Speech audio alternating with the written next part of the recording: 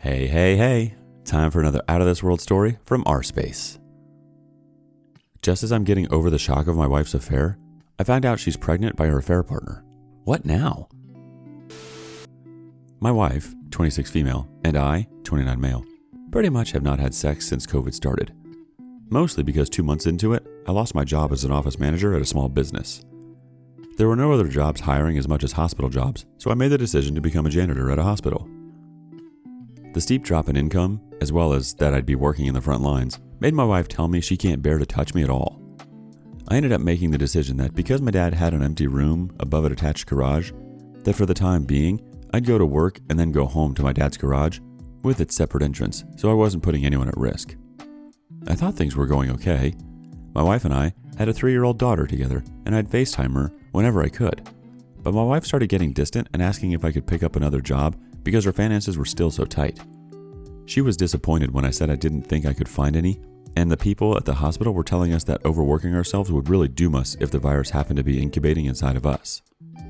I would call my wife, and she just started not answering my calls until later. I was the most alone I'd ever been, but I thought that at least my wife seemed to be okay since she was posting about having Zoom wine and cheese night or virtual board game night with her friends pretty much every night on her story. Slowly though, my FaceTime calls would be reduced to a few quick words with my wife before she put the phone on my daughter. I came home around fall of 2020. However, my wife said she'd rather I sleep in the guest bedroom and keep most of my activities restricted to that area. So basically, from that point all the way to March, I would spend most of my time at home in my separate room, and only my daughter would sometimes come in. I started suspecting something suspicious when my wife would just leave the house for long periods of time. Also, I saw discarded price tags of expensive clothes and other stuff that I knew we wouldn't be affording on my salary. She leaves her iPad open one day, and I see a trail of money transfers via Zelle from the same person. She finally admits to the affair, but phrases it as she was in total survival mode, and I sarcastically said that I had hopped off into the sunset like you were going off to war, and I was supposed to wait at the windowsill for you. After our blowout argument, I go to my dad's house to blow off steam. When I get back home, my daughter was up already, but my wife was sleeping. She was clearly upset and could sense we were fighting. We went to counseling, and my wife told me some legitimate issues she was having, namely the panic attacks at the thought of getting coronavirus and being a single mom to our daughter. 2 weeks go by since our last session, and my wife starts feeling sick. During therapy, we had promised each other an open phone policy if either of us felt uncomfortable, because she also said that she cheated because she was thinking I could have easily also had an affair. I felt she was being sneaky again, so I asked if I could see her phone. She then said that she needed to talk to me.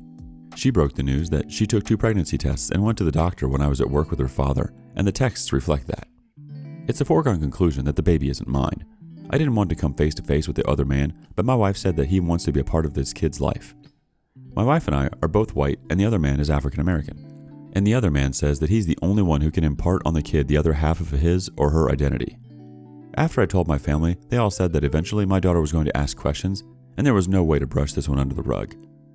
They are blowing up about the fact that I was going to have a physical representation of my wife's infidelity around me and begged me to leave her.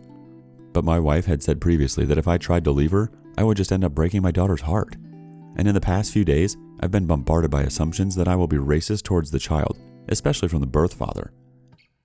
This has not done anything to my view that every person is equal, and it burns me that people think that just because this awful thing of infidelity I experienced involved a black man and will soon involve a biracial baby that I'm racist. I will never be anything but affectionate to the kid. I will honor the child as my daughter's sibling, but I don't think I can stand my wife anymore. I don't think I can stand being around her because every moment it's always anger and stress for me. Like how this baby she wants to have is coming, but I don't see how I could be in the delivery room when the father wants to be there. I don't know what to tell my daughter, who knows that I'm very upset right now. I can barely afford to make rent for our family, yet she was out spending some other guy's money on her own comfort items. Do I stay and allow the father to start paying for expenses related to the baby? Do I have to let him visit the house now or talk to him? I don't think I can do either. My wife said that the affair ended, but now the relationship will never end. But my daughter is very astute and will be seeing how I handle this. And part of me still remembers the things that made me fall in love with my wife. But I hate to say that I would have forgiven her if she wasn't pregnant. I'm sorry, I don't hate the kid or anything, but this just made everything so much more complicated. I am at a loss of how I would leave. We get some reaction from Cat and the Fiddler. Your daughter will absolutely be seeing how you handle this. Do you want to give her the message that you should stay in a marriage where you aren't respected if the kids are involved? OP, you didn't do anything wrong. Leave your wife and co-parent your daughter without being married to her. Plenty of children growing up this way today. Children will absolutely understand after a while. The next comment from Fruit Bats. He probably is in a good spot. He's got her dead to rights of infidelity. There's only a few states where that really matters, but sometimes the judge will at least take that into account. He's underemployed, so we're talking minimal to no alimony and low child support, and he can get a better job down the road. His wife also has a lot going on with a new baby and trying to figure out what the F she's supposed to do right now. So she probably won't be up for a drag-out fight. She's also going to have to figure out custody and support with her new baby daddy too. So that's another thing, splitting her attention and resources. I also think if he starts digging into where his daughter was when mommy was out banging dudes, he might find some evidence of her being unfit. His family seems supportive, so he could probably borrow money for a lawyer. He can totally do this and come out on top. Moving on to the next story. Girlfriend cheated on me and is pregnant. In order for this story to make sense, I'm going to have to give you a little background. My girlfriend and I have been together for years. We're both 30. She works in PR, but her last job, though the pay was pretty good, had no room for growth. She was there for probably 4.5 to 5 years, and she quit a little over a year ago because our son was due in mid-December, and she thought it would give her the perfect amount of time to bond with him and find the perfect job. After about 3 months, I noticed she's not really happy staying at home, and interviews she has gone on for higher level jobs aren't really going well. So I encouraged her to apply for a job at a place relatively close to our house, making a lot less money, but a ton of growth potential. She reluctantly agrees and gets offered the job on the spot. She comes home and tells me she still isn't sure this is the right place for her, and she thinks it's a step back. Again, I encourage her until she finally takes the job. She ends up loving the job. She made new work friends right away, and over time, they became real friends. One of them is a 24-year-old named Steve, not his real name.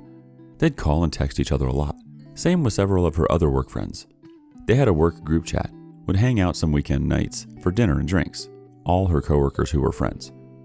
About 4 months ago, she starts getting really distant and weird. I tried to talk to her about it, but she tells me it's just work and she has a lot on her plate. We had sex with each other once in the last 5 months.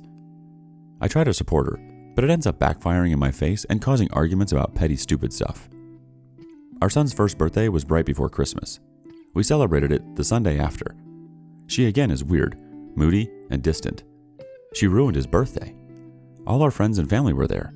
She ends up leaving, telling me I'm hounding her and she needs air. I don't know what to do at this point. I let her go. I tried calling and texting her for hours. Nothing. Her parents and siblings, same thing. No one can get a hold of her.